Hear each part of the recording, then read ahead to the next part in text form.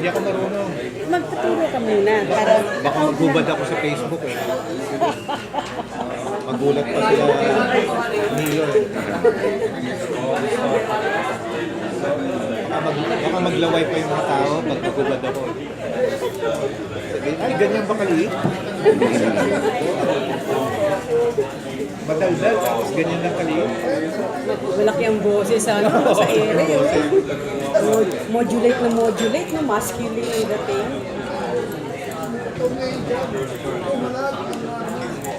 Welcome to Friday by Touch Hotel Rembrandt. Today, ay marami tayong topics na ina-tackle at maganda yung panahon. Palamig, kailangan uminit. Painitin natin ng konti. And with us, our incoming mayor of Quezon City. Pakinggan niyo mabuti ha. Incoming mayor of Quezon City. Leon Peralta. Ayun, nasa dulo.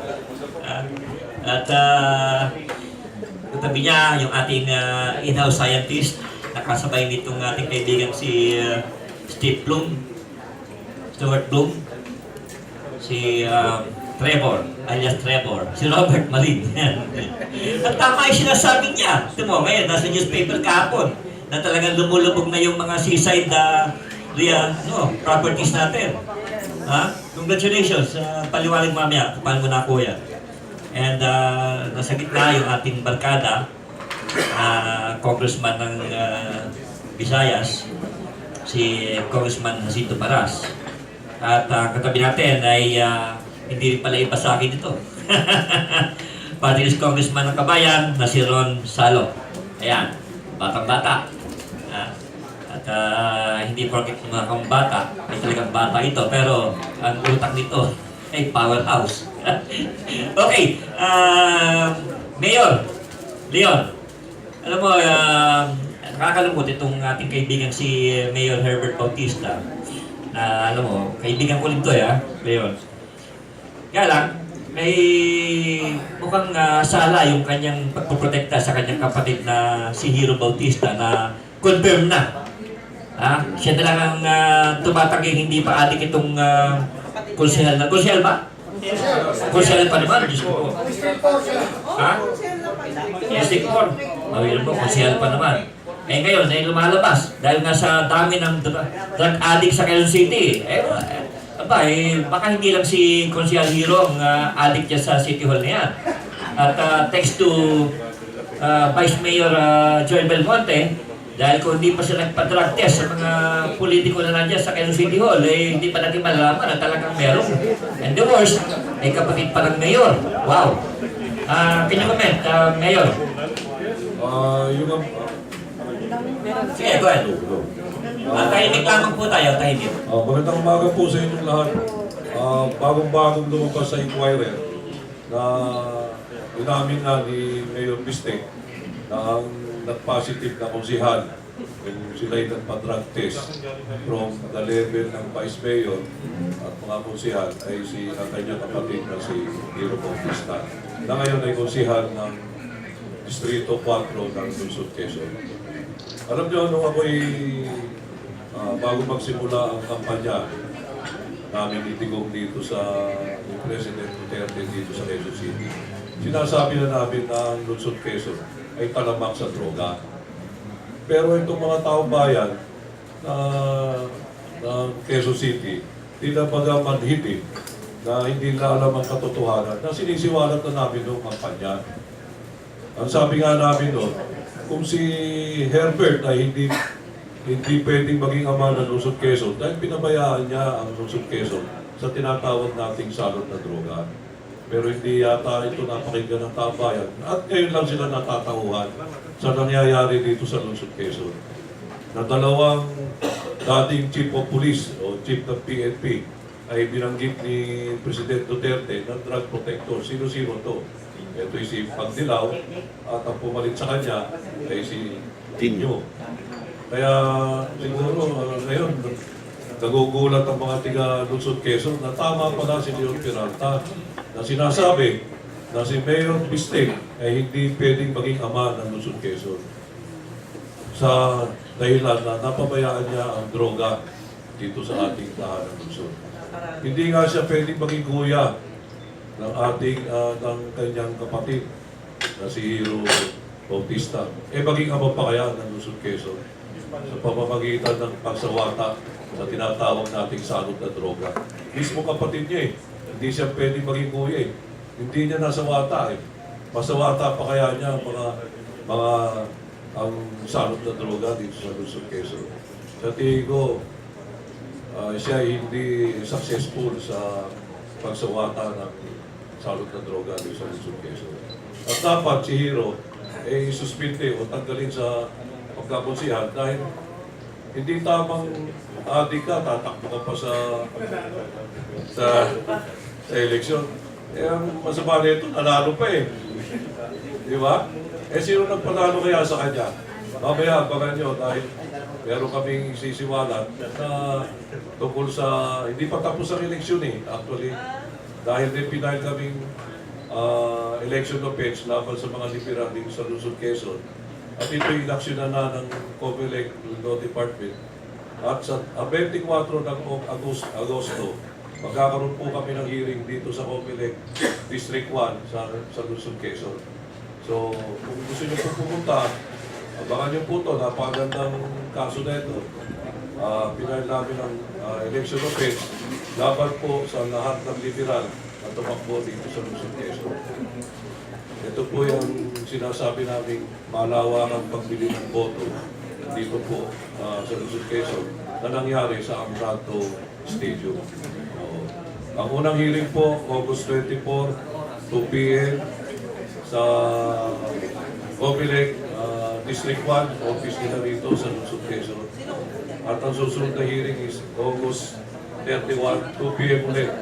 Kaya maliwanag po na umaaksyon na po ang COMELEC laban sa mga namili ng boto dito sa ating tahanan Luzon. Noong nakaraang eleksyon. O yun lang po muna. Alam mo, Mayor, kita mo, tawag ko sa'yo, Mayor na talagang high time na magkaroon ng bagong pamunuan dito sa Quezon City, lalong-lalo na sa laki ng problema rito. At nakapagtataka dyan, parang sila lang hindi nakakalam na nandito yung mga ulo ng mga sindikato. Gano'ng karami ang ulo ng sindikato nasa Quezon City? Baka magugulat kayo sa listahan na hawak ng intelligence community. Bakit walang nalalaman itong ating City Hall regarding these people? O talagang napakalaki ng payola nitong mga sindikato? Mayor. Alam mo, may kumakalat nga sa internet na yung nahuli ni Bistek, yung nahuli nila noong sometime 2014. Oo, sinampal niya. Oo, yung sinampal niya. Gagawin ba niya yan sa anak na kapatid niya? Na siyang kumakalat sa internet. Hindi ko naman ginagawa ito. Nagpa-viral to. Na siya pala, hindi mo pa yung protector na itong nahuling nasa... So, ibig sabihin nagagalit-galitan lang siya doon sa sinampal niyang chick? Hindi, lumalabas. Kasi nagpa-viral sa internet Pangalan na nahuli, no? Si Susan C. Noong 2014, nangyari ito. Bang ginawa niya doon sa chick na yan, kaya niyang gawin sa kapatid niya? Ayun nga pinagtataka paarte-arte pa siya, sinusuntok niya yung mga, yung kapatid niya, hindi niya masawata. Ngayon, nakakahiya siya. Pasuntok-suntok ka pa doon sa nahuli niyo. Yung kapatid mo pala, isang user ng user lang ba? Iba yung huhukom dito Iba yung huhukom dito sa Quezon City. Kaya yun ang number one na malaking problema ni Mayor Bistek hindi malaman kung ano yung mga dati niyang ginawa. Malabas na nagpabaya siya bilang kuya ni Hero Bautista. Ang tanong nga namin, hindi mo nga kaya maging kuya ng iyong kapatid na si Hero Bautista. Maging ama pa kaya ng Luzon, Quezon. Yun ang tanungan. Kaya sagutin niya ito. At matagal ko nang inahabol si Mayor Bistek na magpa-drug test. Kaya nangyari, hanggang sa level lang ni Joy Belmonte ang drug test. Siya hanggang ngayon ayaw pa rin magpa-drug test. Oo, ayaw niya. Kaya kung meron magpaparating sa inyo sa kanya, sabihin nyo, inahabol siya ni Leon Peralta na matagal ko nang sinasabi na magpa-drug test siya at nang malaman kung iba siya sa kanyang kapatid na si Hero Bautista. So yun lang. Good point, Mayor. Okay, at punta natin si Robert. Alam niyo si Robert ay lagi natin naimbitahan dito dahil marami siyang nalalaman sa nangyayari sa kabuuan ng ating mundo at ng bansa na ini-ignore lamang eh. Pero every time he make a statement here, and he made it several times, ay tama yung sinasabi niya eh. Look what happened, kahapon na siya ako nung lumabas sa Business Mirror na lumulubog na raw yung mga seaside mga villages. Ba hindi biro yan. Lalong-lalo dami natin reclamation. At lalong-lalo meron pang isang magandang mall doon, malaki, MOA. Can you comment, Trevor? Thank you for inviting me. Hindi ako ng tao to, pero 60% ng Manila is below sea level. Kami sa Mandaluyong, munisipyo, isang bilyon ng nagasta, lubog pa rin. Yung MOA, yung reclaim yun, below specs. Kaya yung cracking is na yung building ng SM. Unbeknownst to people, ang going rate ngayon sa MOA is 200,000 per square. Ngayon, ang hindi na alam, sinabi na mismo noong March 15, ang ating Secretary Pahay, nung sa DNR, na we are 5 times, sinking 5 times faster than world average. That's 14 millimeters per year. In 5 years, that's about 80 millimeters. And ngayon na, pantay na yung tubig eh. And nung nabigla ako, nung galing ako sa Diamond Hotel, nakita ko yung open ka na pantay sa Manila Bay. Ibig sabihin, pinapump lang nila. Gastos. Ngayon, hindi pa yun. Pag tumaas pa yung tubig niyan, about 110,000 hectares around Manila Bay, lulubog din. For your information ngayon, at this point in time, sa Guagua, high tide pa lang hanggang bewang ng dibdib. Guagua. Tapos, pagka bagyo, tapos high tide, tigil na mga pump. Ang Quezon City, nagkabaha dahil nung habagat, kasi ang laki ng volume, high tide, hindi makalabas, pumipila siya. Alam mo, Trevor, ang Quezon City dati ang pinakamataas. Nung the cities in the metropolis. Yes. Ngayon binabaha eh. Binabaha. Kasi nga, buong mundo po ito, including ilan dito, sa East Coast, mga island. Pero pinaka-worst nga, pati sa Sulu, maraming island na mawala. Okay, so, meron tayong solusyon. Ang Philippine Inventor Society, na member po tayo, may solusyon po dyan. Pwede kong i-discuss very briefly, ibaba ang tubig ng Manila Bay. May puting ang dami ng mga sa Manila Bay connecting Cavite to Balitaan. May naprubahan ni Cory noong panahon niya, na may kinuha ng isang public works official ng study, pinalabas kanila, pinaka-correct natin, pinapatent natin. Tapos lately, tama pala noong una, yung lang po sa Sitra, inaprubahan na, wala si Suharto, Itatay, inaprubahan din, pumunta ng Paya, Marin, Diyos dato ng pakamahal highway.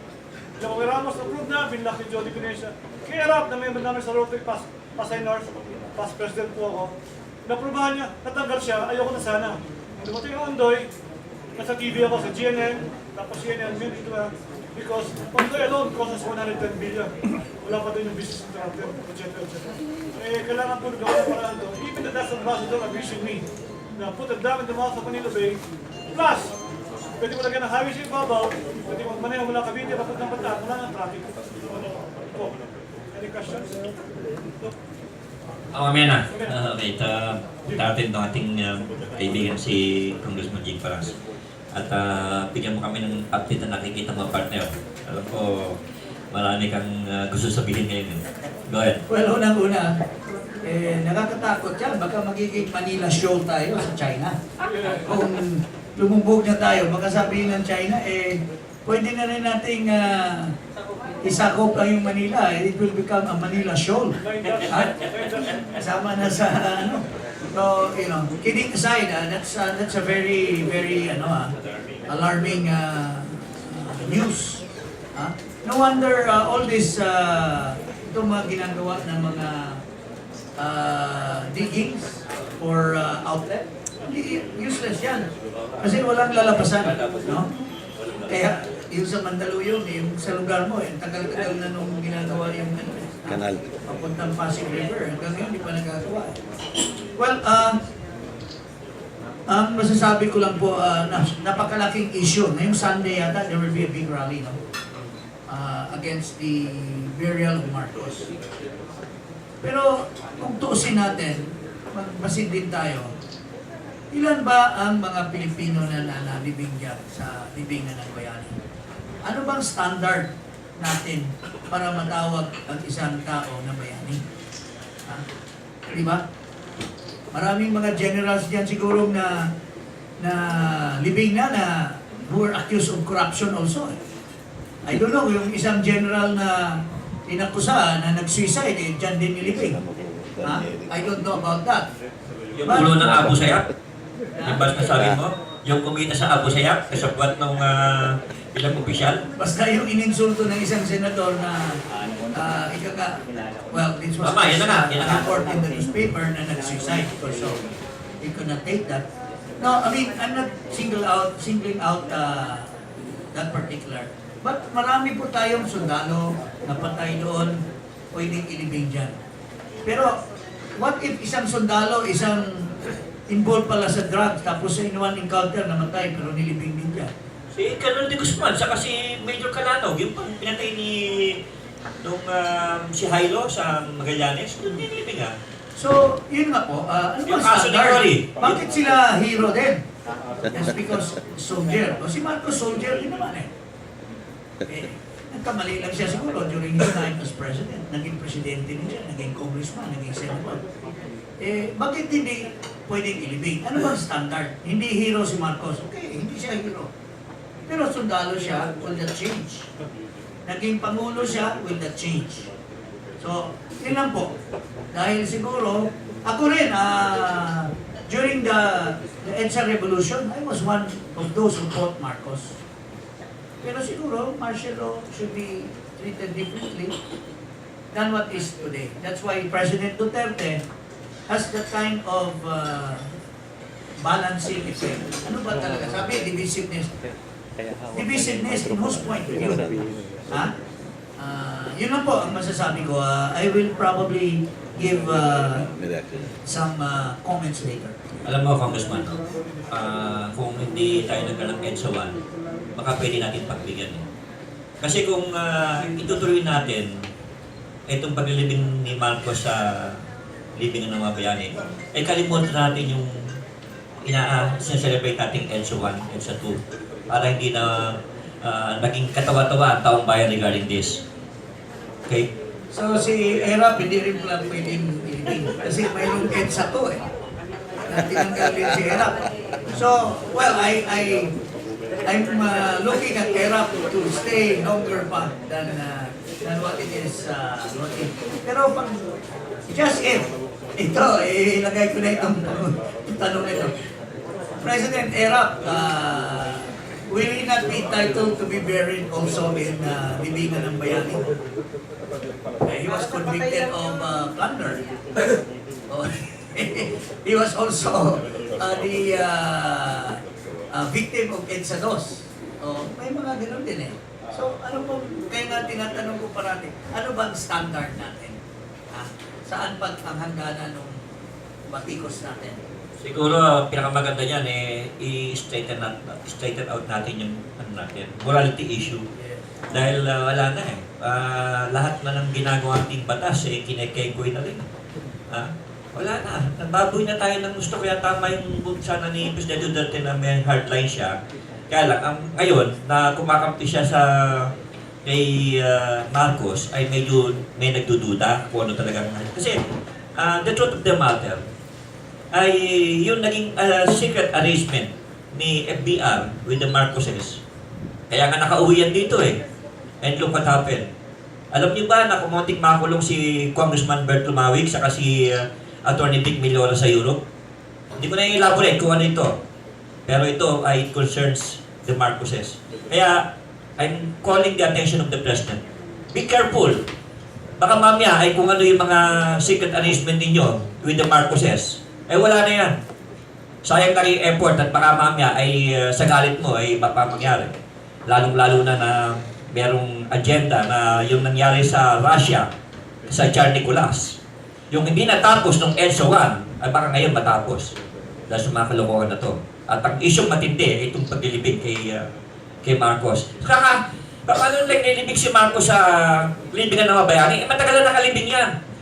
Ako mismo, nung hinahalukay ang katawan niya nung tinatanggal yung ni Malabit sa Hawaii yung katawan ni Marcos andun ako Hindi nga makalabas ng simbahan sa Hawaii, sa Kasagwan, kundi pa ako nakipagsuntukan sa mga Amerikano para maiuwi namin si Marcos, baka kala nyo.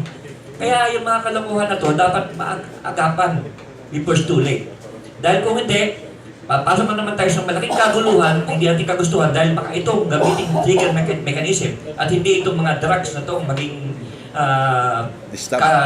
mag-spark ng kaguluhan sa bansa natin. So we have to be ready about this. Kaya ako yung mismo, na mismong insider with the Marcoses, ay sinasabi ko to sa taong bayan. Dahil, tignan nyo, try to analyze what really happened worldwide. Sino ba sa mga leaders sa buong mundo na silibak ng mga puti, ibinalik pa sa bansa nila, o binalik sa power? Wala, except the Marcoses. Bakit? May tumulong sa kanila. Pero, yung pagka-ingrato nitong pamilyang ito, look what happened to the original Marcoses. Marcos Loyalists. Meron pa ba kayo nakikita sa kalye ng original? Ilan na lamang yung mga pero tagupa na tumutulong. Kasi baka sakali baka meron pa makukuha. Wala na po. Kasalanan ho ng mga remnants ni Marcos yan. Nakala nila, on their own, kaya nilang makabalik sa power, na ngayon ultimum yung mga namatay na mga Marcos Loyalists, hindi man lang nabati ng condolence, nabigyan ng corona. Actually, pinamimigay pa ng corona ni Roger P1, inuutang pa sa akin na walang bayaran. Para lang isave si Imelda sa kahihiyan. Mabuti nga, nung namatay si Roger, pinuntahan pa ni Imelda At least kahit pa paano, nakonsensya. Pero sa totoo lamang, walang konsensya itong pamilya nito. So, we have to be wary about this. At kung ano nangyari, na ultimo, mo talino. Puti yung mga puti. Remember, ang kaso ni Imelda sa New York, ay plunder, RICO case. Paano naakot dyan? Kala nyo ba yung jury system hindi narinig yan? Kalokohan yan. Bakit meron sa Amerika, if you have money, naging, dapat akong moderator lang, pero kailangan kasi clear natin itong problema ng mga Marcos Sa Amerika, if you have money, pwede mong ayusin yun. Magbayad ka lang. At ganyan ang nangyari. Kaya nga umuwi si Madrito, yung kanyang account na wipe out. You see? Okay. Balikan natin. Bigyan tayo ng input itong ating Partylist Congressman ng Kabayan, si Congressman Ron Salo.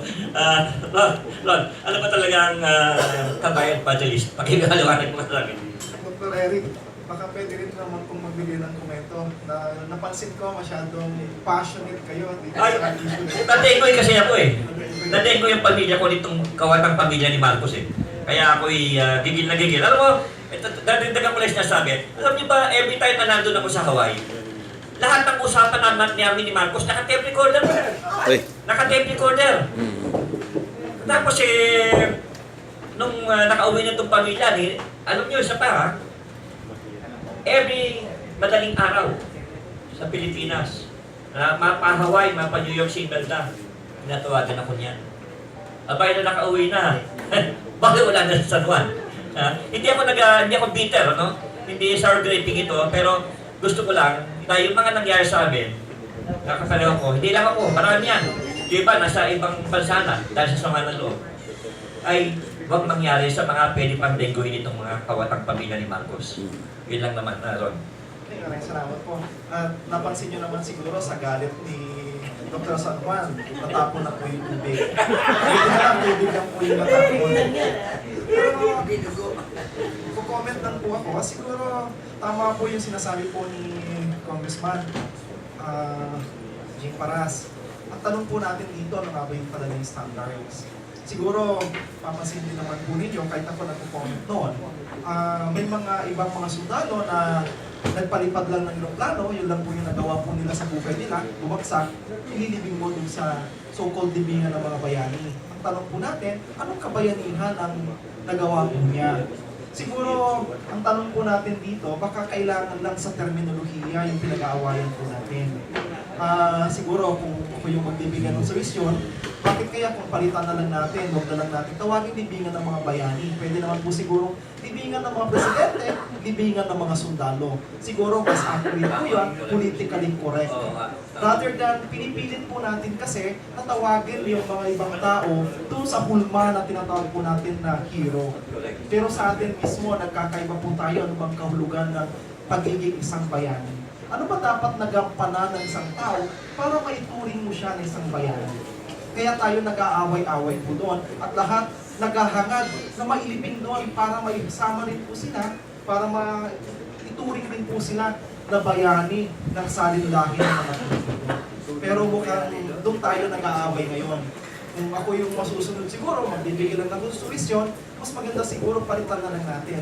Libingan ito ng mga dating presidente, libingan ng presidente, libingan ng mga sundalo, magitin natin kung sino yung gusto natin isama po dyan. Pero ilayo natin yung kahulugan ng hero at bigyan natin ng tamang pakahulugan. So, Tama yan. Good point, Ron, no? Saka, alam mo, nanawagan tayo ulit kay Presidente Duterte na mag-ingat ka sa mga ilang mga bata mo dyan na pakawala ng mga Marcos dyan sa kampo mo, Mr. President. At marami nang pinahamak yung gagong yan. You have to be wary about this. Kahit na magalit ka sa akin, I don't mind dahil I want to save you. Tandaan mo ito sinasabi ko na you will regret it at the proper time. Nakakalungkot. Sayang lang yung effort natin kay Dino. Okay. May sabi ka, Robert? Sige. For the information of the people around here, I ran for senator purposely because I told them, sorry, bibigyan ng mga bayani, ganito, ganyan. Eh, lumulubog na nga Manila eh. Sa akin mas priority eh. Ang laki ng gastos. Di ba? In the Philippines kasi, opinion is the cheapest commodity. Nobody has a monopoly of knowledge, of information. Having said that, sabi nga ni Mark Twain, I repeat, it's not what you don't know that will hurt you. It's what you think you know, but isn't so. Good one. Right. So having said that, may kanya-kanyang interpretation, no? About justice, about it. But the more important issue here is climate change. And then, if I may also tell you right now, latest findings sa New York Times, lumabas, na yung ginagamit na ngayon na renewable energy will do more damage to the environment than expected. Because you use solar, pag walang araw, walang solar energy. So ang gagawin mo, bubuksan mo ngayon yung mga coal, yung mga ano. Ganun din, ang gastos din, mas magastos, mas delikado pa. Tapos sabi nila, solar, ganito, measure. Hindi po. To do more damage. And it will exacerbate the situation in climate, global warming, climate change. Thank you. Good point, Robert. No? Okay, balik natin si Congressman Paras. Yes, sir. Well, tama ngayon, ito si Congressman Partylist Kabayan, nandyan siya, Ron Salo, he is now with the Congress. So perhaps he can probably file a bill that would thresh out, ano ba talaga itong, are we going to continue the debate on the libingan ng bayani? O dapat we'll have a closure and come up with something that Win-win solution. in the future, wala na tayong issue niyan. Eh, as of now, parang nakikita ko si Bayani Casimiro lang yan ang pwedeng ilagay siya. Yun ang tunay na bayani. As defined by Yanin. Bayanin pa nato. Ayan. Oo. Pwede rin yan, pero matagal pa yan. Matibayan si Mayor Fernando eh. So, yun po, I just hope na yung fear ni Erick would not ripen into what we call a total divisiveness of our country. No? Na this will spark another revolt, so to speak, against the president just because he favored the on an idea that he is not going into divisiveness but rather unity. Kasi it will now, once it's the issue is closed, wala nang issue yan, magka-unite na rin. So mayroon din siyang point of view na ganun. Si Eric naman, iba naman ang point of view. Pero kung lagyan natin ng batas, kung ano talaga i-define natin yung mga bayani na yan, eh baka mawala na talaga yung issue totally kung sinong ililibig yan. Tama yan. Actually lang yun. Alam mong worry ko rito, Congressman Paras, ay at this point in time, the President is fighting several fronts. Baka itong gamiting kapital ng mga sindikato, pondohan ng mga sindikato to, na mas magandang issue at malaking issue na pwedeng makialam pati mga foreign governments. So, fund the fire. So, we have to be wary about these things. Dapat ang National Security Advisor niya, ating kaibigan si Jing Esperon, ay kailangan na-analyze na mabuti ito. Dahil, alam mo, kahit na sabihin mong ngayon, very popular ang ating presidente, ay isang one false move will create chaos to the nation, the process. So, dapat talaga ay binabantayan mabuti ito, lalo na ilang linggo na lamang make or break for the president ito. The process. Hindi rin siguro, with due respect, I agree with Eric. Pero, don't you think that nasa atin yung responsibility to preserve the presidency now? Because the president has expressed time and time again, he doesn't care whether he will lose his life or he will lose the presidency. So tayo dapat ang mag-iingat na huwag siyang mawala sa atin dahil he has a very big potential to unite the country, to provide reforms. Eh kung tanggalin na naman natin just because of a privacy issue, this and that, eh hindi natin siya mapagbigyan ng pagkakataon na yung 6 months na sinasabi niya, he will lick the criminality. Dahil lang dito sa mga issues, na mga peripheral issues, it will spark something against the president. He is not in the history of the country. 91% are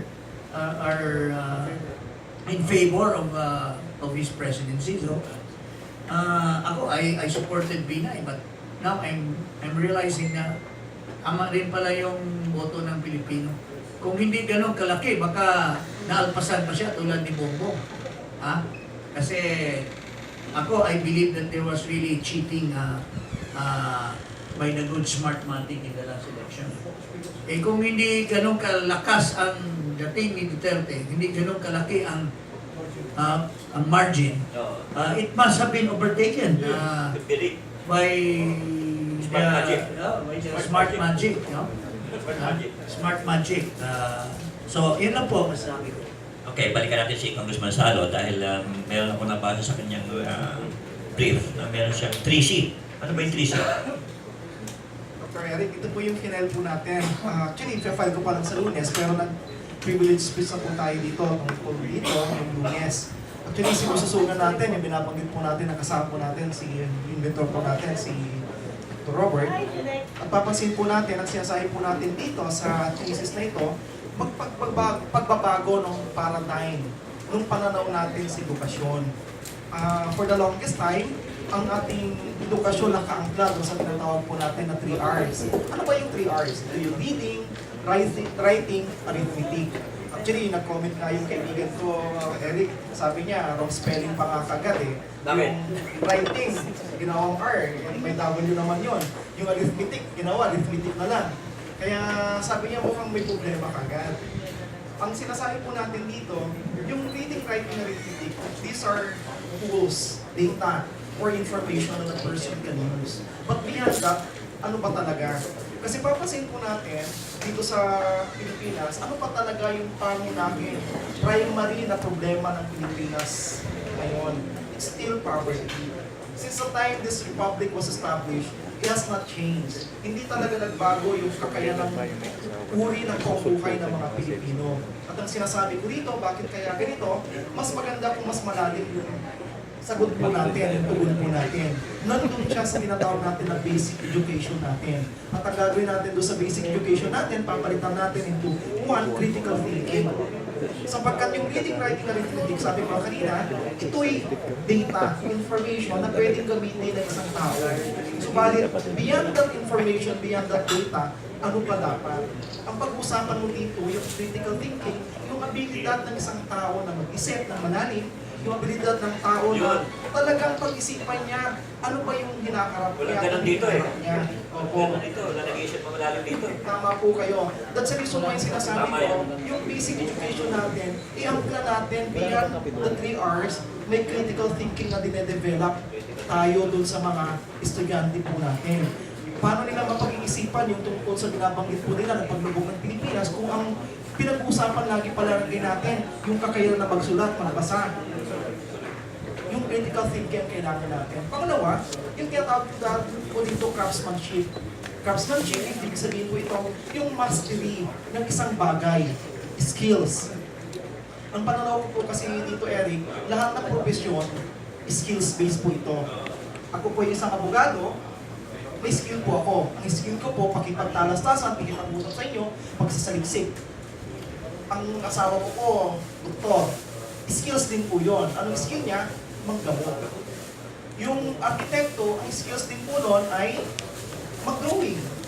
Yung inhinyero, may skills din po yun. Ang skill po niya, may kalaman po siya, pero magtayo ng building, gumawa ng dam, you're an engineer, it's a skill. Skills-based po yun. Nursing, it's a skill. Pag-aaruga, pag-aalaga. Yung teacher, it's a skill. Lahat po yan, skills. Kayo po, manunulat, skills din po yan. Skill sa pagsusulat. Pero ang tanong, anong skill ng karaniwang Pilipino sa atin? Kaya tayo madalas nakapila, nag-a-apply ng trabaho, dahil hanggang doon na, wala pang skills eh. At umaasa na lang na pagpasok niya sa pabrika siguro, turuan na lang siya ng skills doon. May kulang. Pangatlo, yung natawag po natin na character.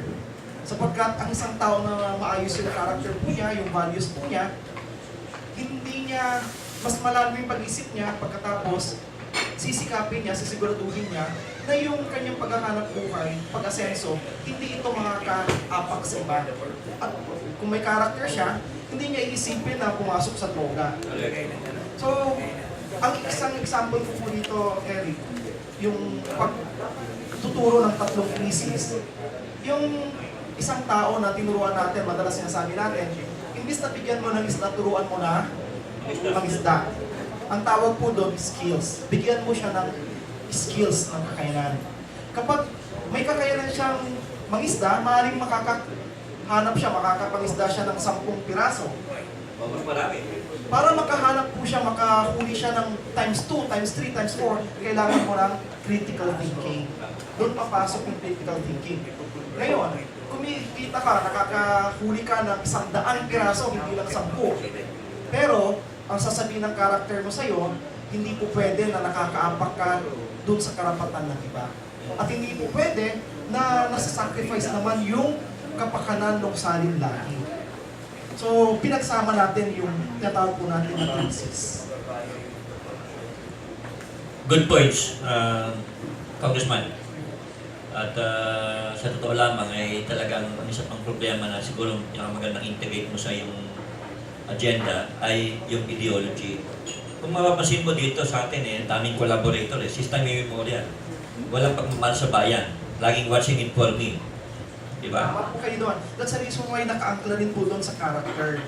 Kasi papasok po natin yung binabanggit nyo yan, yung ideolohiya, yung totoong pagmamahal at ano ba yung totoong dapat na values ng mga Pilipino na dinedevelop natin. Okay. Juby. Good morning po sa inyo, Juby de Guzman ng DWBL. Congressman Salo, makikiusap lang po ako kasi marami pong mga naririnig natin, yung mga maliliit na negosyante. Umabagsak sila dahil sa pagtaas ng mga inuutangan nilang mga establishment. Pwede po ba? Ito po yung nagpapahirap sa kanila para magnegosyo sa kanilang maliit na kinikita at maliit na puhunan. Baka pwede po sa pamamagitan po ninyo bilang isang congressman, makagawa po kayo ng isang bill na hindi mo taon-taon yung pagtaas, kundi magkaroon ng span na makarecover yung mga negosyante maliliit, lalo na dito sa Chinatown, na makaano po sa inyo, makatulong sa pamamagitan. Kasi pag sinabi mo Kabayan Partylist, concern din po kayo mga kababayan nila, mabuhay sila. Ang importante, Congressman, hindi sila palamunin, di ba? Nagkakanap buhay sila, hindi sila nangihingi. Hindi sila yung umaasa kung kani-kanino. Kaya lang, nahihirapan silang yumaman o nahihirapan silang mabuhay ng marangal dahil nga dito sa mga sobrang taas ng paupa. Pwede niyo bang gawa ng paraan yan? Maraming salamat, Judy, sa iyong mga panukala, sa iyong mga binigay sa akin. Hayaan mo at pag-usapan po namin ito doon sa opisina ng ating chief staff at yung mga ibang abogado doon para matasap po natin kung ano yung dapat natin i-file. Nalala ko naman po, dahil ako rin po isang abogado, na nagkaroon po tayo ng... Ako po isang professor sa UP, College of Law, at sa Salo. So, dati naman po, mayroon po tayong patas ng moratorium, lalo doon sa mga pagtaas ng binabanggit po ninyo ng rentals.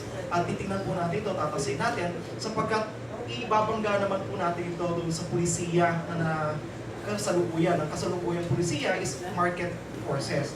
Kaya po mo na yung market forces ang siya magdidikta kung magkano ang dapat asigilin ng isang negosyante. Pero binabalanse po ito. Kaya po pasok po yung karapatan o kapangyarihan ng Estado para balansehin. Ano ba dapat, saan ba dapat po pwesto yung Estado sa usapin po ng rentals, sa usapin po ng magkano dapat ang sisigilin ng isang negosyante. Yes, good morning. Actually, just a follow-up to what Juby just said about the rental issue. Baka you might need to strengthen the Republic Act. It's 9178. Okay? 9178 is, this is the barangay micro business enterprises. Sino who's aware of this? Who's aware of this? Narinig lang, pero Alright. hindi kami masyadong This is aware new and this is funny.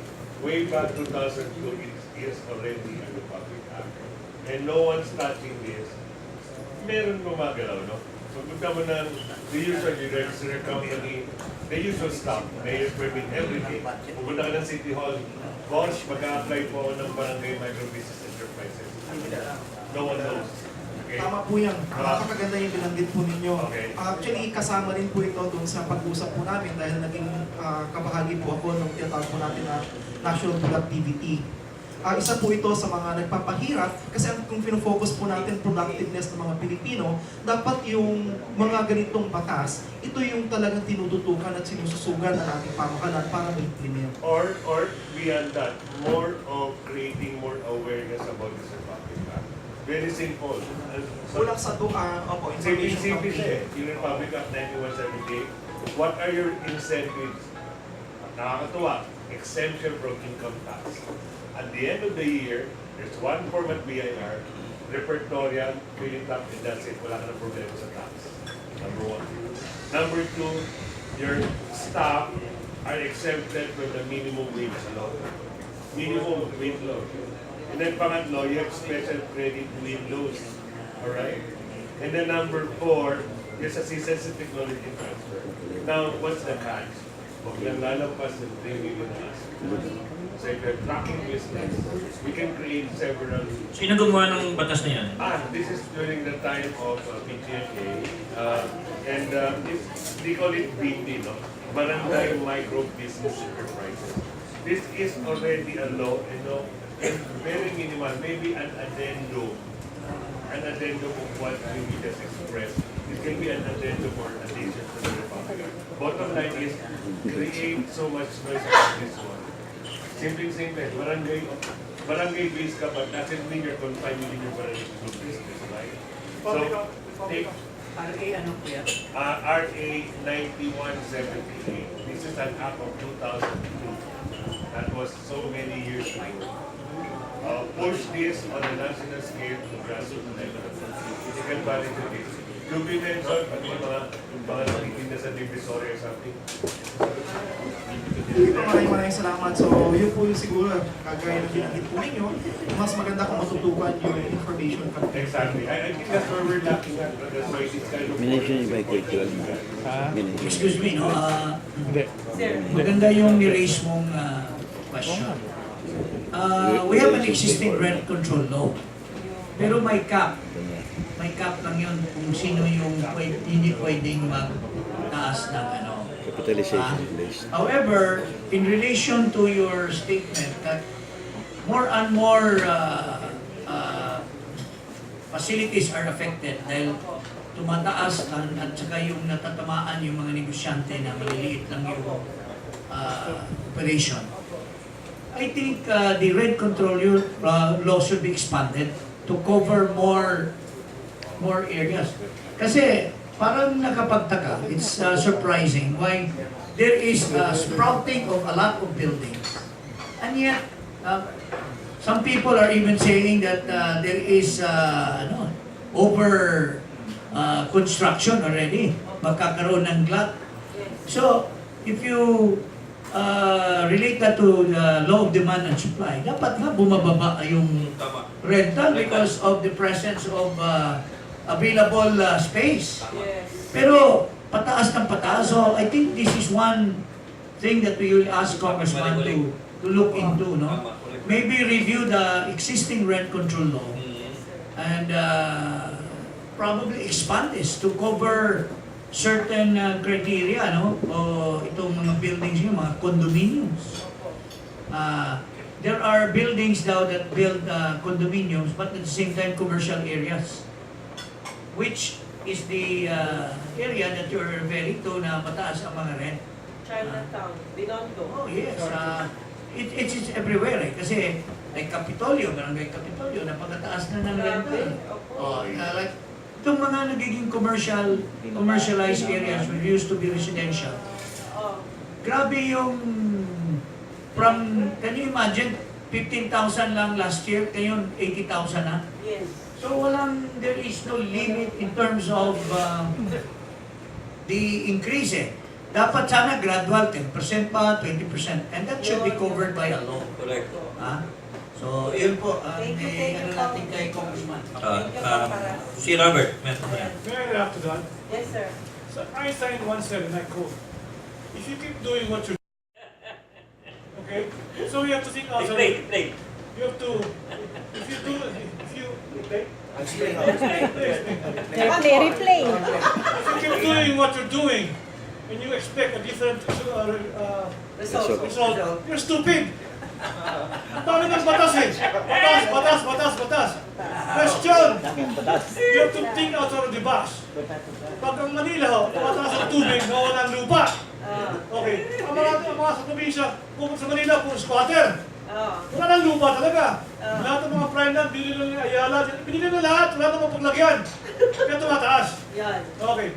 At yung project ko, yung Marin Seagate na pinupush ko po, nasa ibaba ang tubig ng Manila Bay.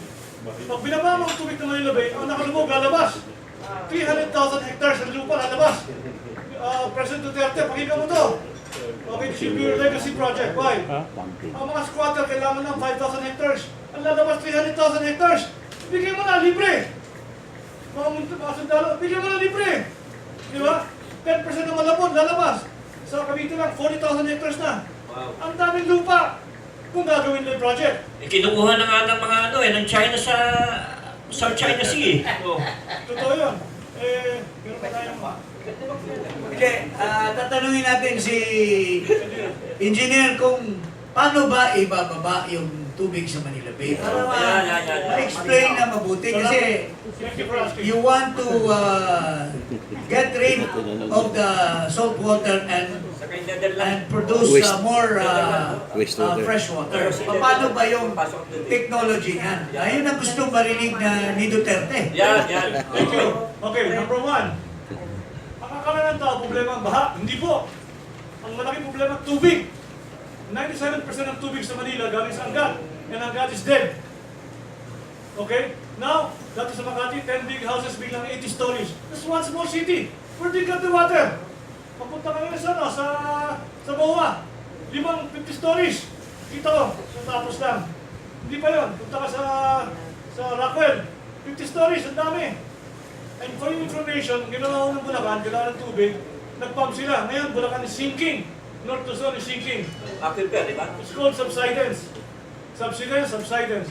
But you know what they did? They went to the Supreme Court and the Supreme Court ruled Bulacan should get its share of its own water. Paano may Manila? And 60% of the water in the Philippines is used for industry, 30% for agriculture, 10% lang drinking and washing. Most of us are only concerned with drinking and washing. So ano? Okay. Ano Ba't ginagawa yung sa baba? Coming from Manila Bay, Okay. kuha tayo ng fresh water. Okay, so sino naman yung Manila Bay? Okay, so Cavite to Bataan, Pasig by Carvalho and Corregidor. Sila naman yung 24.5 kilometers. 5 things happen. Man, wala ka ng high tide. Ngayon, pag high tide, gawa dito.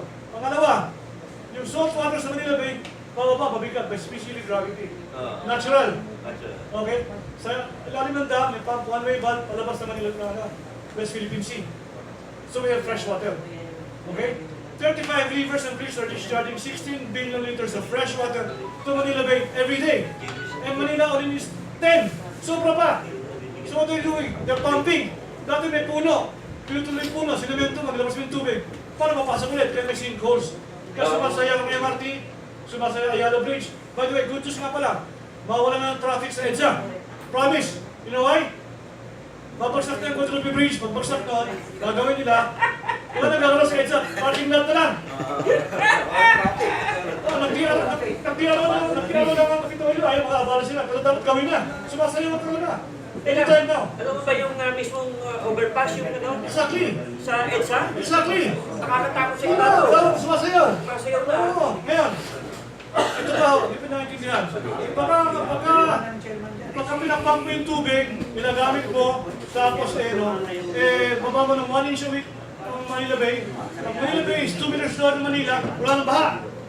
The government saves tens of billions of road racing, shoring, pumping, crops destroyed, cars destroyed, property destroyed, sickness out of the floods, man hours lost, business interrupted, getting worse and worse. Okay, ito maganda. Pag binaba mo yung tubig, yung nakalubog lalabas. That's 300,000 hectares sa 50,000 hectares lang. At 10,000 per square. That's already $10 trillion. Good news o good deal o good deal? Diba? Tapos bigyan mo talaga ng highway paligid ng Manila Bay. Walang traffic! Tapos talagay mo ng highway mo na Cavite papuntang Bataan on top of the dam. Walang traffic! Ito solusyon, hindi mo blah blah blah blah blah blah. Because in the Philippines, opinion is the cheapest commodity. Lahat ng opinion. Diba? Kumaya tayo. Thank you, Trevor. Stuart. Congressman, Yes, sir. I used to be a developer Yes, sir. in the northeastern United States, and in Boston we had rent control rules that were put in, and then they waned, and everyone that was in rent control was grandfathered in, and all the other different things. And there are several practical matters on any of this stuff. You really need to look at apartments. There's a difference between apartments and condominiums. Condominiums were always exempt from that, and 3-family houses, 4-family houses, different things. My sense is the best way to do this would be to take the rent that an apartment or condominium has, okay? And then that is the base rent for that unit, because each unit has a different amount of accoutrements inside, inside the thing. So you establish that rent. And then you would have a board that would say that the maximum increase for all apartments in the country on a certain year would be 3% or 4% or something to that effect. But you would really have to give a base rent for every single unit, because what will happen is if you don't do that, then they will evict the persons there. So you can have construction eviction, constructive eviction, and all these other different types of things. And then if you exempt condominiums, anyone who has a rental property will convert to condominium. So it's a number of different things that I can assist you on, but all of them will take monitoring. All right, so you have to look at that and how that's going to be paid for. Thank you, Stuart. That's why I asked our incumbent congressman from the Partylist to make this discussion something that Congress should look into. We can get the bills from the rent control bills from New York City and from Boston. Yes. Look at the different things, and the history is quite interesting. So we can look at all the different details and come up with something that's rational and reasonable for And everyone. maybe you can help Without Congressman Salo no question, no question. for his expansion of Yes. rent control. That will be a good You know, I get bumped, legislation. we get bumped 5,000 pesos a year where I live, 5,000 pesos a month, no matter what. So, you know, again, it needs to be looked at and done rationally and reasonably. Okay, si Mil, please. Pwede po. For Congressman Salo, you mentioned about the three C's of education coming from the University of the Philippines, which is a very progressive university. Can you give your outlook on the K-12 program? Maganda po yung K-12 program po natin. Ang sinasabi lang po natin dito sa pinupropose natin ng thesis. Kasi nandyan na rin lang naman yan. Kailangan natin ma-maximize, ma-optimize. Kasi sayang din naman na 13 years na nandun yung bata doon sa eskwelahan. Pero ano yung product natin pagkatapos? Ano yung output natin? Kasi the way yung K-12 pa rin natin, nakaangkla pa rin siya doon sa tinatawag po natin na employability. Ang focus natin, kaya dadagdagan ng additional years para makapaghanap siya ng trabaho. Dito sa pinopropose natin, it's just really a change of paradigm. Kasi ang sinasabi po natin dito sa thesis, hindi dapat ang focus sa isang bata kapag natapos yan kung saan siya magtatrabaho. Ang tanong, anong gagawin niya sa buhay niya? Kasi mas malalim yung pagtasa niya sa buhay, may critical thinking siya, may kakayanan siya, meron siyang character. So ang sinasabi rin po natin doon sa craftsmanship dito, dapat localized. Kasi nangyayari po ngayon, mamimili yung mga estudyante, kahit sa taga-san ka, kahit taga-Bundok ka, taga-Ilog ka, taga-Manila ka, ito yung mga menu na pamimilian mo na pwede mong skills. Pero mukhang hindi ata ganun dapat. Marami tayong mga lugar, for example, sa mga bundok, ang dapat ituturo natin sa kanila, related dun sa bundok. Kung dun siya sa farm, related about farming. Kung nasa palisdaan siya, ako, taga-Pangasinan po ako, puro palisdaan doon. Pero wala naman nagtuturo sa amin, kung paano namin pagyamanin yung kabuhayan namin doon. Marami tayong ma-address with this type of change of paradigm. Isa na po dito yung migration. Ang problema natin sa Metro Manila, lahat ng mga tao sa probinsya nagpupunta ng Maynila para makapaghanap ng trabaho. Pero sa tingin ba natin, aasenso tayo kapag nakapaghanap tayo ng trabaho? At the most, pang-survival palagi. Na makahanap tayo ng maayos sa trabaho, minimum wage, yun yung issue natin. Contractual pa. Pero, with a person with the 3 C's, mayroon siyang critical thinking, may craft siya, mayroon siyang character, hindi mo pag-usapan kung anong trabaho, tatanggapin ba ako dyan, hindi. Kasi kung may skill ka, ikaw magdidikta. Ako, abogado ako, may skill ako, hindi po ba? Ikaw yung ino-offeran, ikaw yung tinatanong, magkano yung gusto mo. Hindi yung sasabihin mo palagi, bigyan nyo lang po ako ng minimum, okay na ako. Kung ganun yung pananaw natin, hindi talaga tayo ulat. Pero kung ang pananaw ng bawat sa atin, lalo na yung mga product na natin, after this, kung may institute ito, umasa po tayo, na marami tayo ng mga kukuha mga supporters, ang tatanungin palagi ng mga bata, paano ko paulan na rin yung buhay ko. So, marami siyang option ngayon, lalo na pag may skill po siya. Kasi sa hindi ko po natatanong, ako po isang director din ng isang NGO, nagbibigay kami ng financial assistance sa mga estudyante, mga taga-Tarlac, mga nasa bundok. Pero maliban sa tinuturo po namin, binibigyan sila, tinuturuan po sila about agriculture. Kasi alam namin na kahit matapos po yan ng kolegyo, at then dali, babalik at babalik yan. Pero, anong skill meron po siya? Dapat yung skill niya nakaugat doon sa lugar niya. Para mas alam niya kung paano niya pagyamanin. Gawing gathering. Opo. Tama yun. Hindi lang yan. Meron kasi isang magandang project yung ating kaibigan, si Tito Osiyas. Yung Balik Probinsya project niya. Kung yun itatang ng ating gobyerno, wala na mag-squatter sa Maynila, sa mga cities. Kasama nga rin kay Tito. Kanina, may gusto ko sabihin. For your information po, ako, laking Don Bosco. High school pa lang, masisap na kami. At 19, nag-apply ho ako sa Secondary College, branch of 20. Supervisor of supervisory training. Ang minimum salary was 180, ang starting was 300. And my father was so proud. He was like, doon ako lumaki masisap eh. So natutuwa po tayo, siya po yung modelo po natin na tinatawag po natin na 3Cs. May critical thinking, may craft, may character. Kasi yan na. I just would like to comment, no? Kasi there's this issue now of federalism. Diba? Mukhang tutugma dito yan eh. Because if you now classify under the federalism, whatever system, no? US, France, whatever model, yung pinopropose ni Congressman Salo will focus merely on ano bang, what is the prevalent economy of that particular state. So, unlike right now, national law, parang lahat involved. Whereas if you are under a federal, the state can concentrate on, they can pass a law that would only address and develop this particular product in that region, and those who will graduate will develop that kind of product or whatever, you know, that kind of employment. So I don't know. I'm inclined to believe in the federalism, so long as it is divided accordingly. Interstate na ito talagang, because a lot of our provinces are poor. So how do you now divide?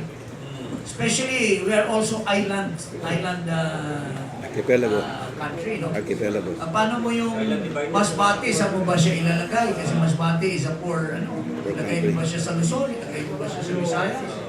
So, that one is the critical point. Because you want this state to flourish. You don't want them to be still dependent to the national government. So, yun pong Problem. trust. Hindi itong anong con-as ba o ano bang substance nung ating paparuunan, di ba? Thank you, Congressman Palas. No?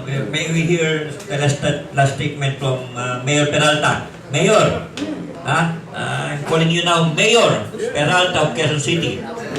Okay?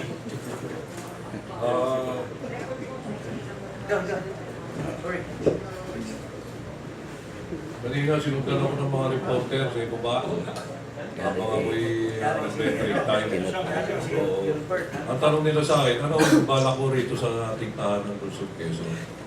Ang una kong sinabi ay ang pasihan ng aming recall election ay yung gross negligence ni Mayor Erick Bautista para sa batay ng tinatawag namin salot na droga.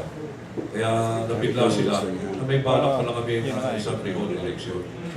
Kung hindi tatalab, yung pinay naming petition for certiorari sa Supreme Court, doon sa SOSE, delayed file SOSE ng mga liberal. At itong election offense na pinay namin kay Bistek at sa mga iba pang liberal dito sa ating kahanan ng Luzon, Quezon. Kaya marami kami balak, maaaring hindi na matatahimik si Mayor Bistek, dahil dapat talaga hindi na siya matahimik eh. At talaga namin sinasabi ito eh, na hindi siya pwedeng maging ama ng Luzon, Quezon pagdating sa pagsawata ng salot na droga dito sa aming kahanan ng Luzon. Kita-kita naman, hindi siya pwedeng maging kuya ni Hero sa pagsawata ng salot na droga sa katauhan ni Hero Bautista. Mas lalo na doon sa mga nasasakupan niyang residente ng Luzon, Quezon. At pag siya pa rin ang ama ng Luzon, Quezon, sa darating pang ilang taon na kanyang pamumuno, baka dumami lalo ang mga nabiktima ng salot na droga. Teka muna, droga lang ba ang problema dito? Ang dami Talagang marami, pero una-una, ang salot na droga dapat tanggalin muna natin eh. Dahil yun ang simula ng pagbabago talaga sa katauhan ng bawat na biktima nito. Balik natin sa tamang perspektiba ang kanilang mga katauhan para maging productive citizen sila ng Luzon, Quezon. Sige, bago kay Professor, si Jimmy muna. Jimmy. Sinasabi niyo, meron kayong naka-akmang record election ko. Dahil yung sinapan yung kaso kay Engr nung una, baka pwede kong magtagumpay kay Rico. Malaking gastusin yan. Sino yung pupunto sa inyo para yung sa record election? Ang recall election, ang magpopondo na ito, Comelec eh. Hindi naman kami. Napakasimple ng recall election. Magpapirma ka ng certain numbers na kailangan, ilan po? 25% ng total Voting. voting population, pwede nang magpa-recall. Sigurado, lalagpas kami sa 25%. Diba? Oo. 25% of 1 million is 250,000 na. Baka ngayon sa isang barangay, magsipir pa lahat yan sa isang recall election. Si Neil, si Mayor, tapos si Professor. Last night, Para po kay Mayor Peralta. Nabanggit niyo po dati na parang si Mayor Bistek ay maraming pinaalis sa dinimolish sa mga squatter na walang court decision. Ito ba ay binubuhay niyo o ano? Actually, Kasi sa case po ng sa case ng Montalban, si Mayor Cuerpo ay naging kaso convicted siya. Convicted siya at natanggal siya, no? O ipupurso niyo ba yung kaso ng mga ito? President. President yan. research tungkol dito. Actually, bago mo po si Presidente Duterte, presumptive president pa lang siya nun eh. Kaya sinimulan na nila ang pag-demolish dito sa May Luzon Avenue, Ulyat Site at Patansora. Walang court order. Yung sinasabi ng mga tiga doon, walang court order. Meron ng nagtatrabaho nito, tinitingnan kung anong anggulo pwedeng isang pa ang kaukulang kaso laban kay Mayor Bistek at kay Tati Palma. Sino? Tado? Tado Palma? Maraming tumatawag sa kanyang Tado eh. Pero talagang pangalan nun, Tati. Tadeo. Pero sa mga ginagawa niya, nagkakamali tuloy yung ibang tao, lalo na biktima ng illegal na demolition.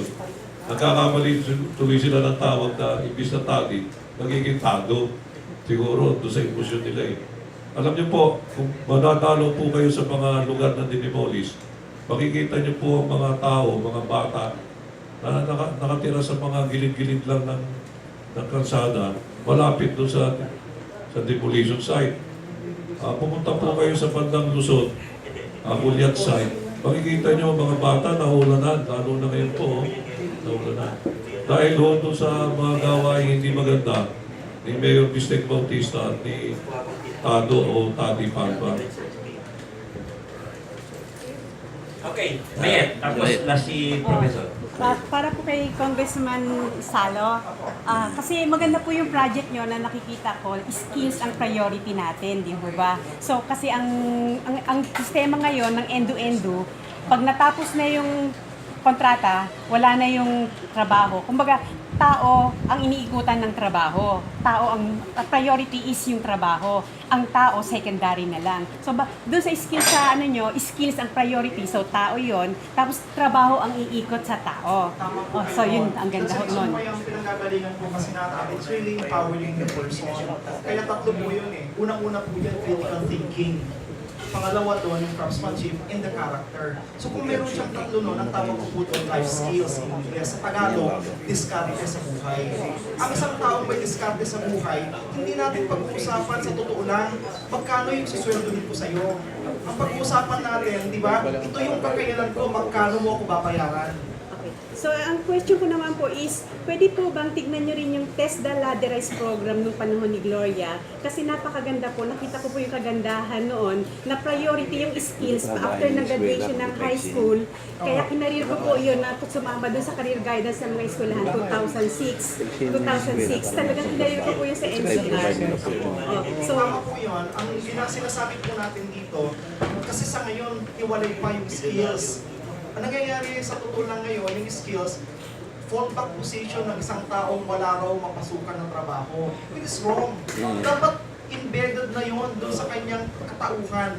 Actually, nung nakaraan, nagkaroon po kami ng pag-uusap as migrant workers. At nandun po yung guest, sabi po nila, Balik Manggagawa na programa po natin, iti-train po namin yung mga galing ng Saudi Arabia para magkaroon naman po sila, makapag-umpisa po sila dito. Ang comment ko po noon, at the end of the day, matapos sila na dumaan ng ganong experience doon sa Saudi Arabia, wala silang makain, wala silang mapuntahan, wala lahat. At the end of the day, ang pupuntahan din pala natin para sa kanila, i-train sila. Ang tanong ko, bakit hindi yun yung una natin ginagawa? Para hindi na siya aabot dun sa punto na yun. Kasi kung may training yan, magaling yan mag-isip. Sa tingin ko naman, yung kikitain niya doon, kung may discount yan sa buhay, yung kikitain niya doon, mas malaki pa yung kikitain niya dito. Kaya sinasabi po natin dito with the thesis, this is beyond survival. Kasi for the longest time, yung bawat isa po sa atin, yung general population, ang issue palagi, it's all about survival. Ang sinasabi po natin dito, it's about time for the Filipinos to thrive. Nasaan ka man, nasa bundok ka man, nasa ilog ka man, nandun ka man sa kung saan ka man nakatira, you have the ability to thrive. We should spend on developing the human capital. Ito yung ginawa ng Singapore. At alam po natin kung anong kalalagayan ng Singapore po ngayon. Highly skilled population, people with the thesis. Yun yung gusto natin na mangyari. We don't have to reinvent the wheel. Lahat ng mga umuunlad na bansa, dito nakapangla. Ang kailangan natin tutukan ano yung talaga yung problema, paano natin paunlarin yung buhay. Thank you.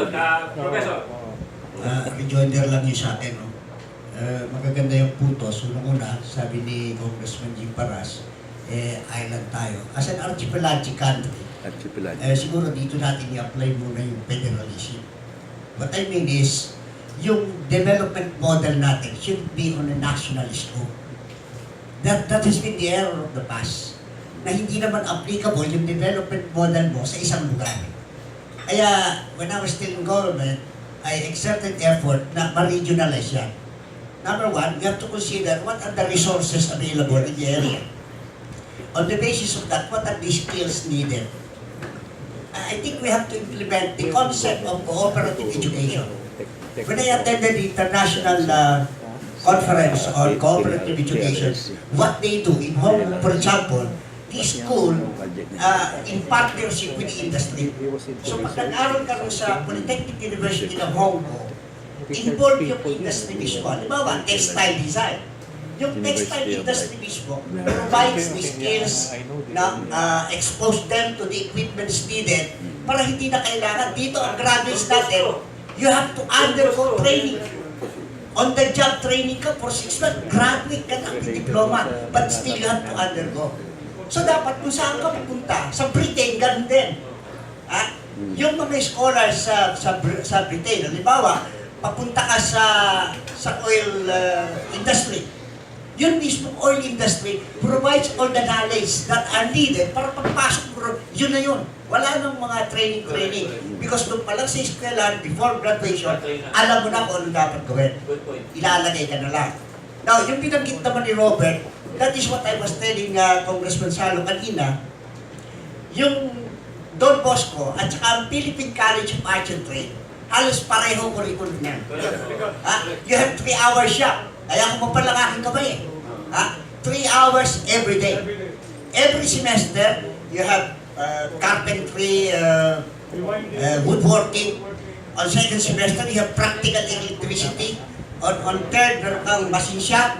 On the fourth semester, meron kang foundry, forging.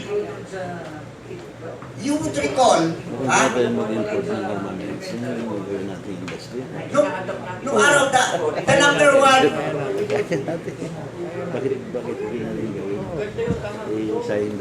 you would recall the AG&P, number one construction firm before. Yung high school graduate ng Pikat, talagang hinahanap nila yung graduate, high school graduate. Tinanggal, alam mo masakit siya ko, hindi ko alam. Yung aking bunso, college na, may ginagawa ko, kunin mo ako yung katam. Hindi kilala ko ano yung katam. Katamaran, alam mo na. So, yun lang aking masasabi. Yung federalism, i-kuha na lang natin. Umpisahan natin dun sa sinasabi ko, yung development model must be federalized. Yung sinasabi ni Congressman kanina, eh kung ano yung nandun sa lugar, pero hindi naalis doon. Ha? Yun lang sa Tama, partner. Tama yung sinasabi ni Professor. Kaya, we might not need test after all. Correct. If we, dito sa K-12, Simplify everything. kung inayos ng pinlano ng gusto yan, we should have already injected these lessons or training. Hindi K-12. Doon pa lang sa elementary hanggang high school, part na ng curriculum yung sinasabi na ng boss ko at saka. Tama yun. Alam mo, Kasi choice naman ng ano yan eh. No need to Okay, nandito lengthen yung schooling. facilities. O di, matuto ka. So we don't need a test na dahil halos lahat ng estudyante, whether magiging abogado siya in the future, marunong siya magkarpintero, maging nurse siya, marunong siya mag-welding or whatever. Di ba? So, maganda yan na hingin natin kay Congressman Salo na isa din yan sa ipupush niyang changes in the... Yung test na training ground lang yan para magdaya sa Kumita. senador Kumita. Hindi lang yun. Alam mo, talagang totoo yan eh. We have to simplify everything. Hindi lang test na. Pati yung MMDA. Tapos iskal na yung MMDA. Yan ang nakakagulo. Look what happened now. Hindi, ang dami-dami nakabantay sa lakay sa kalye. Kwentuhan sa dilihencia. Alam mo boss, pwede rin Dumami ang natin dyan tungpat. yung training sa pagta-traffic. Yun na, tama eh. Dapat isang curriculum, i-training na maging traffic enforcer ito. Isang subject. Isang i-inject natin, training na magiging upright ka na traffic enforcer, di ka corrupt. Hindi lang yun, Oo. Congressman. Kasi ang daming traffic enforcer. Sobra. Walang kaalam-alam, kaya Ay, lalo hindi na bayad. traffic tayo. Kaya bolis na lang Hindi lang yun. Tama yung we have to simplify everything. Ha? Simplify. Policy is stupid. Ha? Pag meron tamang policy sa lahat ng ginagawa natin, wala natin tayong kailangan ng mga sinasabing bibigyan pa raw ng ano ba yung sinasabi para bigyan daw ng mas stronger Emergency power. Hindi natin kailangan yan. Hindi natin kailangan yung mga emergency. Ha? Yung ginagawa lang natin presidente na political will, that's good enough eh. Pero dapat, yung mga sinasabi nga natin mga bisita ngayon, natanggalin yung mga TESDA, MMDA na ito, ay maniwala ka. At meron tayong tamang policy sa bawat desisyon. Luluwag lahat. Boss, sinasabi ko mga kay Congressman, pagka nagkaroon ng opportunity ang House na mag-investigate tungkol dito sa emergency power na hinihiling ni Tugade, I will give him a lot of points. No? I've been chairman of the Committee on Transportation for 9 years in the House of Representatives. Ang dami-daming records, ang dami-daming data. And yet itong hinihingi pa siya ng emergency power. The law itself has provided him all it needs is political will. For instance, masyado tayong concentrated sa EDSA. Sinasabi ni Tugade, we lost 2.5 billion pesos a day. Pero hindi naman galing sa EDSA. Tingnan mo yung Show Boulevard. Tingnan mo yung Ortigas. Nandiyan lahat. But there are so many side streets. Like if you come from Pasig, you go to Makati, you don't have to go to EDSA. But you cannot push through with all of this kasi dyan sa barangay, sinong pamilyar sa barangay, ginagawang parking lot yung yung mga nakatira. Yung sa mga jeepney driver. Did you observe that pag naghinto yung isang jeepney dahil two-way street, hinto yung isang jeepney. Dahil yung driver balasubas. Hintayin niya yung sasakay. Yung traffic niya all the way down. Basta hinto lang. So, isang area is discipline. Do we need these jeepney drivers? Do we need instead tricycle?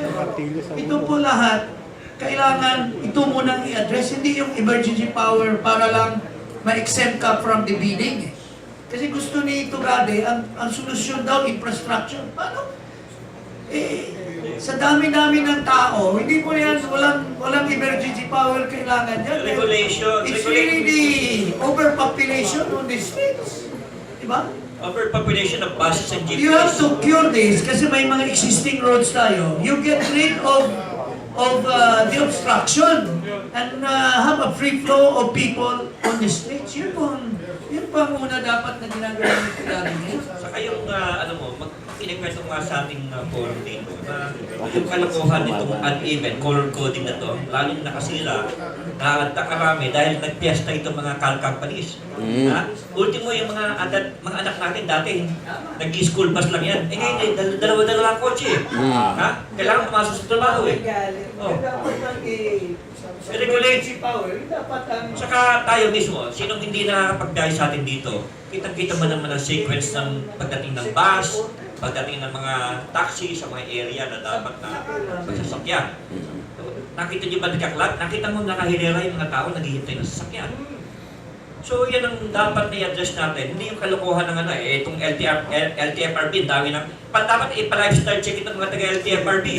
Pag-gold kayo kung gano'ng kayayaman itong mga logo ito. Kaya dapat ngayon na, kung talagang may political will, kaibigan si Secretary Togadi, mabait yan at mabilis sumagot ng telepono. Iilan lamang yung kapareho niya sa cabinet ng ating gobyerno na accessible. Siya mismo sumasagot. Kaya lang, hanggang nandyan, ang mga remnants sa mga kawatan in the past, ay talagang magaling sa bulungan ito. Ang uhusay. Kung hindi malilinis ang bawat ahensya ng gobyerno ng mga kawatan, yung mafia from within, ay talagang kawawa yung sa cabinet secretary like Tugade. Di ba? Very clear. Very clear ang mga pangyari. And at the same time, aren't you wondering na Agosto na? Bakit yung mga ibang mga posisyon hindi nilalagyan ng pwesto? Bakit? Paano? Galing ng ng mga manipulator sa mafia. Yun na, yung mafia from within ang laging problema. Kung hindi malilinis yan, ay talagang malaking problema ng ating gobyerno. So, thank you. At this point in time, we'd like to thank our guests from Mayor Peralta, kay Robert, at kay Congressman Paras, at siyempre, si Congressman Salo. At sige, meron pa last statement si Congressman. Maraming salamat po sa pagkakataon, Eric, na inimbitahan mo po rito. Kasama po yung mga kasama po natin dito. Maraming salamat na kilala po kayo. Maraming salamat din na pagkakataon na may lahat ko yung tungkol dito sa 3Cs. Umaasa po tayo na ang kailangan talaga natin na empower yung bawat sa po sa atin. Hindi po pwede na hanggang kailan matatapos yung tanong natin palagi yung mabuhay ka lang, okay na. Ang kailangan talaga natin isang buhay na marangal ng bawat isa sa atin. Ang magagawa po ito, we really invest in the human capital. Mag-invest tayo doon sa kaalaman, isipan ng mga Pilipino.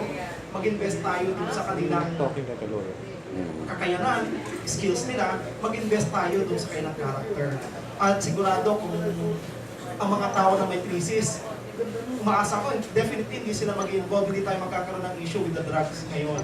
Kung ang mga Pilipino, tinatawag po natin may crisis, kung nag-iisip yan ng malalim, bakit pa niya kailangan tikman yung droga? Kung may skills yan, bakit pa kailangan magbenta ng droga? Pwede naman siyang kumita ng mas marangal. Kung may character yan, definitely sasabihin niya, hindi ko sasayangin ang buhay ko, hindi ko sasayangin yung buhay ng kapwa. So, sasabi po natin, 3Cs. Kailangan po natin. With that, I would like to thank our guests and our media friends, and see you next week. Thank you. Thank you, sir. Mayor, bate ha?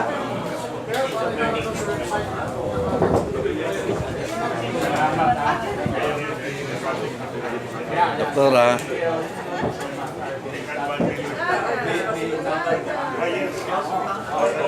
Tol.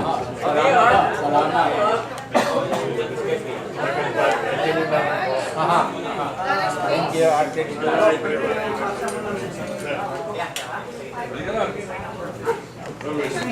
Sabihan kita next.